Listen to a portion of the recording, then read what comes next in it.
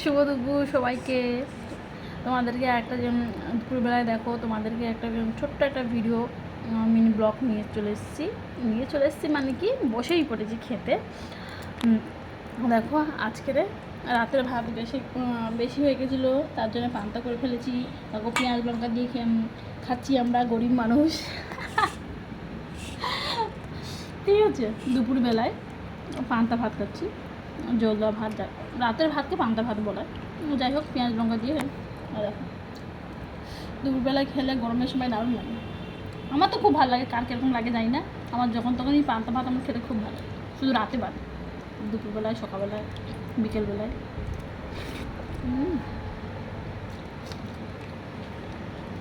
সেই লাগে। যারা যারা খাবে চলে আসো।